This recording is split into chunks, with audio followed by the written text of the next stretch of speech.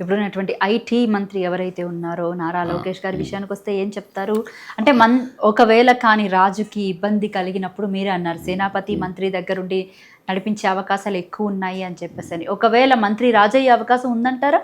లేదు, యాక్చువల్గా రాజ్యంలో కూడా ఏంటంటే రాజుగారికి ఏమైనా ఇబ్బంది కలిగితే వెంటనే సేనాపతి ముందు వచ్చి నిలబెడతాడమ్మా.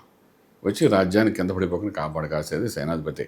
ఇప్పుడు పూర్వకాలం రాజుల కాలంలో కూడా అంతే అనమాట. సేనాపతి మంత్రి ఇద్దరు కలిసి రాజ్యాన్ని ఎలా నిలబెట్టాలని చూస్తారు. ఆయన అనారోగ్యం ఉన్నప్పుడు కూడా ఆయన బాగానే ఉన్నాడని పబ్లిక్లో చెప్పి ఆయన మంచం మీద కూర్చోబెట్టి వాళ్ళ పిల్లవాడికి ట్రైనింగ్ ఇస్తూ తర్వాత వీళ్ళిద్దరూ రాజ్యాన్ని నడుపుతారు. సేనాపతి మంత్రి కలిసి రాజ్యాన్ని నేర్పుతారు కొన్నాళ్ళు కాదు. ఇవి మన రాజుల కథలో మనం చూస్తూనే ఉన్నాం. అలాగే ఇక్కడ ఏంటంటే ఇక్కడ మీరు ఎవరి మధ్యలో ఉన్న సేనాపతి ఎవరు అంటే దాని మూలాలు ఎక్కడ ఉన్నాయంటే సెంటర్లో కూడా ఉంది. ఇప్పుడు ముగ్గురు కదండి ఇక్కడ మీరు అన్న కథలోని మీరు ఎక్కడో ఇక్కడెక్కడ వెతికేసుకుంటున్నారు అందా నేను 3 సెంటర్లు కూడా ఉంది కదా. కింజరాపు రామ్మోహన్ నాయుడు గారు సెంటర్ కూడా ఉంది కదా.